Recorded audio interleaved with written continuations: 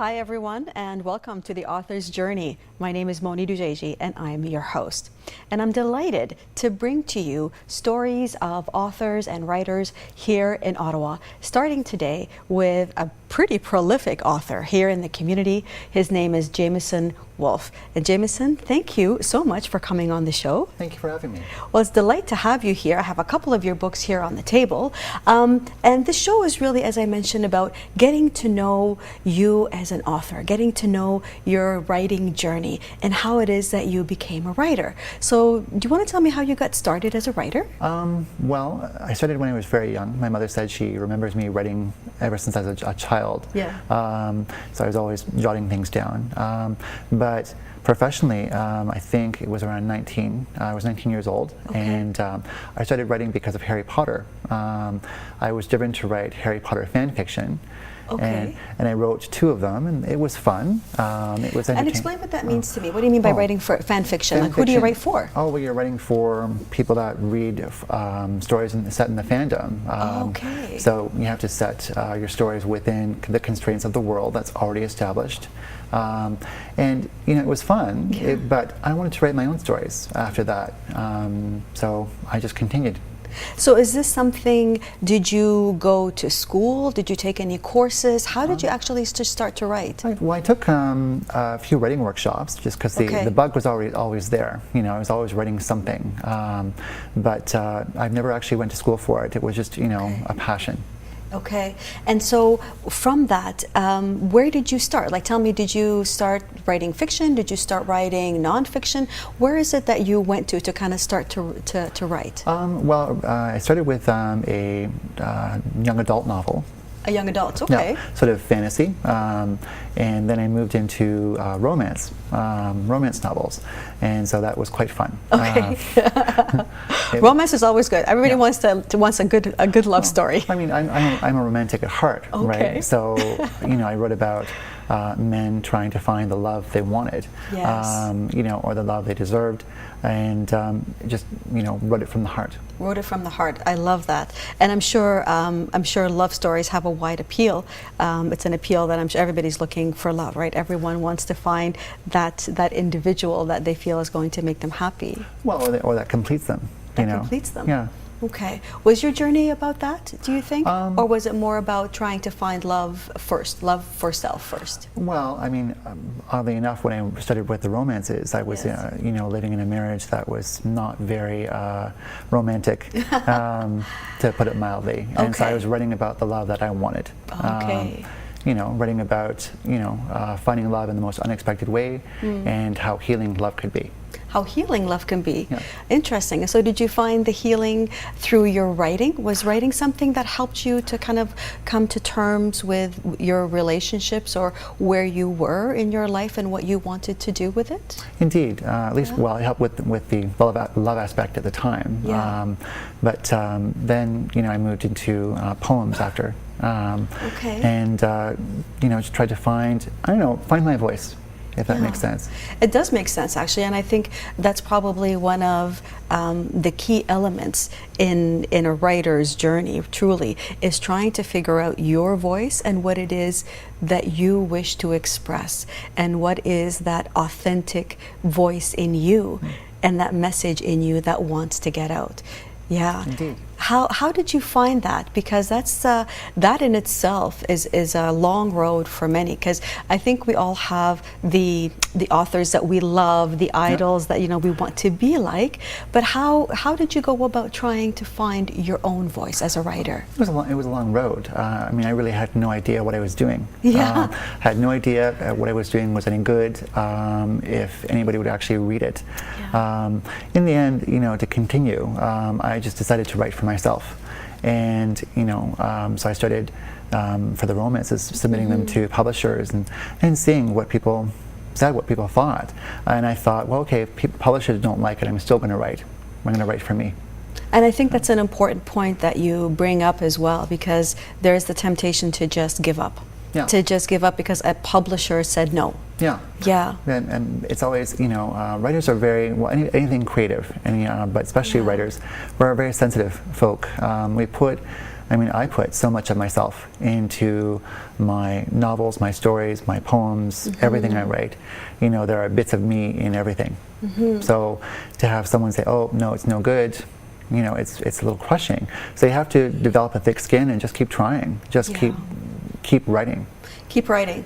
Yeah, that's a big thing, and keep developing your craft. Yeah. Did you have a community of people around you that gave you constructive feedback that somehow helped you to continue developing as a writer? Before the romances, I started with short stories, and people kept, I let friends read them, or my parents, and you know, and they gave me criticisms and like guidelines, you know, what they would enjoy to read, and it's like, okay, I can try that, you know, and you know, so I had friends and family to keep me going. Okay. You know. And how are you at receiving? Well, I won't call it criticism. Let's just say feedback from others, because I'll tell you how I feel about it. Well, you know, at first, you know, I read, like for my first romance novel, like I read all the reviews, and some of them were not too kind. But you know, I had, you know, originally it was just like, well, how dare you? How do you know what I put into this book? But you know, originally, eventually, it just became like, okay, that's one person's opinion. Okay. You know, and I stopped reading the reviews because in the end, I wrote it for me.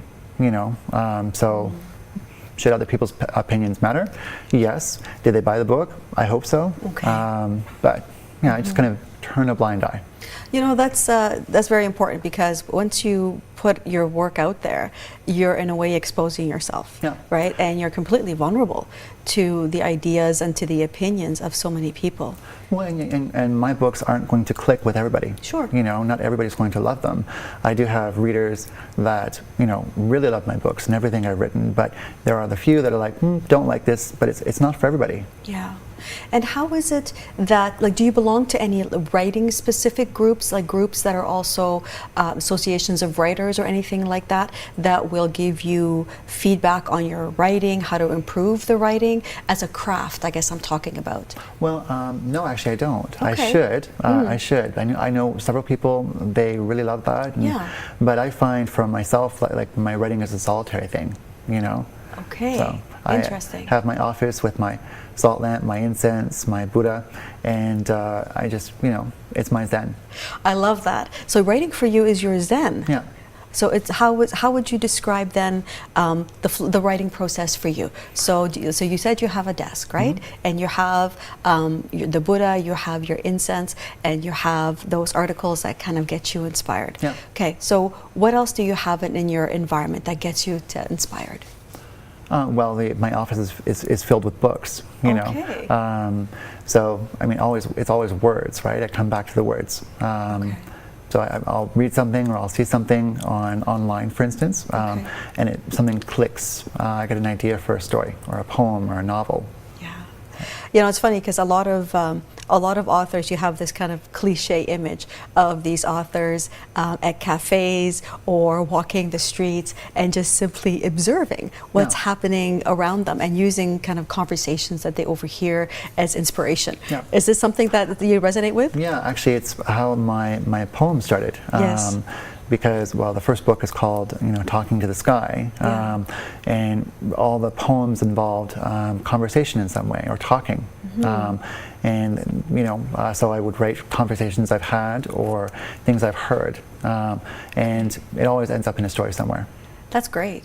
And how do you find, because you write across different genres, and you know, I think that can't be easy for many authors to go from one genre to another, because you do young adult, you've mentioned the poetry, you do fiction, you have nonfiction, and that's quite a gamut to run of genres. First of all, do you have a favorite? Like, is there a genre that most appeals to you? Well, probably just, well, sort of romantic fiction. Romantic fiction. Well, not romance, but you know, I call it, well, light fiction if you want. Okay. It's just, I want it to be fun. I want to have fun writing it, and I want that fun to come through in the novel. Okay. So you say this would be one of your favorite genres then? It's romance fiction? Yeah, more than likely. Yeah. And so what inspired the others? Like, how did you get into writing some of the young adult? work? Well, young adult was, I mean, I read a lot of YA stuff, young adult stuff, and I wanted to try my hand at my own, much like the romance that, you know, I read so many romance novels. Right. I wanted to try my hand at my own. Okay. It was always like, well, I'll see what I can do. I'll see what I can bring to the table. You know? Okay, that's excellent. And so, you know, I don't want to put you a little bit on. I don't want to put you on the spot, but is there a poem that you have in one of your books that especially, you don't have to read it right now, but if there's one of those poems that truly touches your heart or says something that is so uniquely you, would you be able to pinpoint to a specific poem? If I had to think, it would be the start of my journey. Start of my journey. With, okay. And it's called A Torrent of Black Pearls. And it's not a happy poem, but it does have a happy ending. And it was really the beginning of, you know, my healing process. The healing from what? Tell me what you were healing from. Oh, well, in 2013, I woke up one morning and it was bedridden for a month. I couldn't walk, I couldn't function. Wow. And after several months, 6 months or so, they finally diagnosed me with multiple sclerosis. Okay. And during that time, I didn't write. So was it just simply the pain? I would imagine you just can't. Well, I couldn't. I had vertigo, I had dizziness, nausea. I went partially blind. I went deaf in one ear. Okay. I had to learn to walk again, type again. I couldn't write. And the words were up in my head, but I couldn't get them down to my fingers. That must have been such a frustrating feeling, especially for a writer, to have all the words there, but you just simply can't get them out. No, it was that, you know, walking, whatever, you know, not being able to talk properly, whatever, but not being able to write, killed me. It was awful. So, you know, Torn of Black Pearls was about you know, letting that go. So the so the poem is called The Black Pearl? Torrent of Black Pearls. Sorry, Torrent of Black Pearls. Okay, and you said that it describes a little bit of your journey? Yeah. Okay, so how, we'll talk a little bit more about this as we come back from break, but I just want you to start the story a little bit of how you began to write that poem. Okay.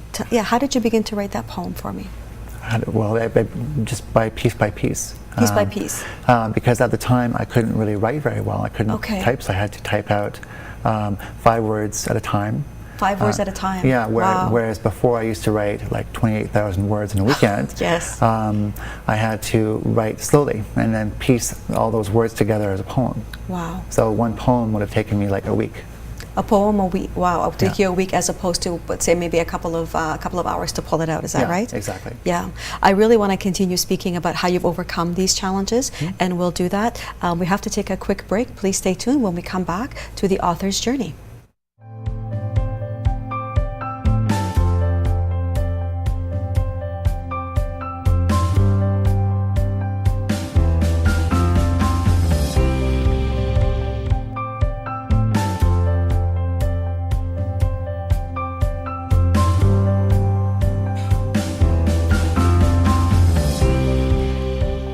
Hi everyone, and welcome back to The Author's Journey, a show that is sharing with you the journeys, the writing journeys of authors here in our community. And I'm your host, Mony Dojeiji. And with me today is one of those local authors here in Ottawa, Jamieson Wolf. Welcome back, Jamieson. Thank you very I'm much. delighted to have you here, and also to really hear about your story and your journey as a writer. And when we left for break, you were telling me about how writing became your healing, how you used your writing to be able to overcome many of the challenges that your MS had created for you. So can you tell me a little bit more about how that happened? Well, when the MS hit, like I couldn't type, I couldn't write, so I had to tell stories in a different way. I was used to writing novels, and I had dabbled in poetry in like high school, but you know, never thought much of it. But I'm a storyteller at heart, so I needed to tell stories, and the only way I could do it was with poems, because they're brief, there aren't a lot of words, but they still tell a story. So I would write out like 5 or 6 words a day, and trying to type them out, trying to force my fingers to find the right movements, and get those words, and then I would stitch them together as a poem. And it was difficult. Like it would take a while to write a poem, but when it was done, it was a sense of accomplishment. I can imagine. Yeah. But then every poem was just like, okay, look what I wrote. Oh my God, I wrote, even though, with the MS, I thought I never would write again. I can imagine. And you say that writing is a healing. It helps in your healing. And I think poetry especially, it taxes or it pushes your mind to put words together in ways that maybe writing a novel or writing a piece of fiction doesn't do. You really have to choose your words. Yeah. Well, you have to get your message across in as few words as possible usually. And I find with like writing a novel, like I said, like I'm all throughout everything I write, but a novel I can hide behind the fiction, I can hide behind the words, the smoke and mirrors. But with a poem, much like a memoir, I'm right on the page, I'm there. There's no hiding. So the poetry enables me to deal with personal issues, with things I'm going through, with everything that's going on, but still be creative, still put the words on the paper. Yeah, I mean, you're bearing your soul. Yeah. I mean, and that's something, as I said, we mentioned before, to stand naked before the world, metaphorically, is not an easy thing, because you have to be ready to receive all that the world also wants to give to you. But that's where your strength and courage comes from, doesn't it? Yeah. Yeah. Well, because I'm fabulous, so and I want the world to see that, and I want to, I guess, inspire people to live their life, to be the best they can be, to overcome whatever challenges. I mean, if I've overcome what I've overcome, anybody else can do what they need to. I think that's wonderful. That's a great message to leave with individuals, because I think a lot of people think they have to dedicate, there has to be like this long hours and hours every single day, and you have to dedicate lifetimes to develop your craft as a writer. But oftentimes it's just having the courage to write that one word to start, isn't it? And to keep going. Yeah. And to, not listen to your internal voice that tells you this is no good. Ignore that person, and just keep going. I don't know, dig the words out of you. Dig the words out of you. Yeah. How do you dig the words out? Sometimes it's difficult. For instance, I'm working on a memoir right now about my experience with the MS. And what I went through, and the healing process that I took, that is like pulling teeth out of my mouth, because I'm, again, writing about myself. It's not elegant like poetry, and it's not fiction, right? I can't hide behind the words. This time it's just me on the page. So that I just, write a chapter. I try a chapter a day or half a chapter. Even if it's 700 words or 300 words, still I wrote them. Yeah. That's a big thing. Do you write every day? I try to. You try to, I try to. And sometimes the words are there, and they flow, and sometimes they're not. But that's okay. My intent is always to write every day. But doesn't happen every day. Yeah, I think that's because there are some authors, like I'm one of them. I try to write every day, but I find that like you, the words sometimes just don't come out. But when they do come out, I try to take advantage. Sometimes it's the middle of the night, you get up and your ideas are just flowing, and you've got to get them down. Do you have that as well? Yes, I do. Yeah. I have I keep a notepad and a pen. Just in case I have ideas, that's why cell phones are great. You can just like be on the bus and get ideas, and it's like, oh, I have to write that down.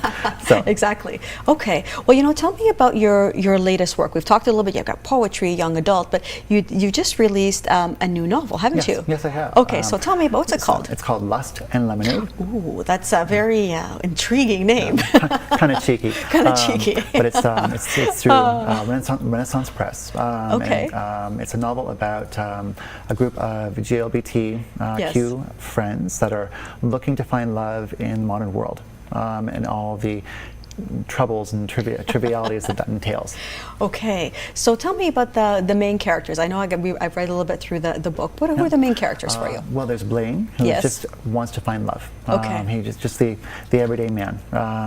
Then there's Nancy, who's the effeminate, kind of fabulous and spunky and sparkly. Okay. And he believes in love. He just doesn't believe that he'll find it for himself. Then there's Chuck, who's promiscuous, but rather than having a relationship, but then he meets somebody, and it changes the way he views love. There's Poppy, who is lesbian, but at the start of the novel, she's pregnant with a baby. Okay. So just interesting characters. Yeah, just throw a monkey wrench in there. Okay, yeah, total monkey wrench. So I have to ask, are these characters based on people that you know or events that you've experienced? Well, originally the seed of the idea was based on people I knew, but then the moment I started writing them, they became their own people, and yeah, the entire novel is really based on my world and what I went through and my experiences in the gay community. Yeah. So I try to make it as true to life as possible. Yeah. Yeah. Do you have your friends asking you, so is that me in the book? Not yet. Not yet. But Renaissance Press has accepted the second book already.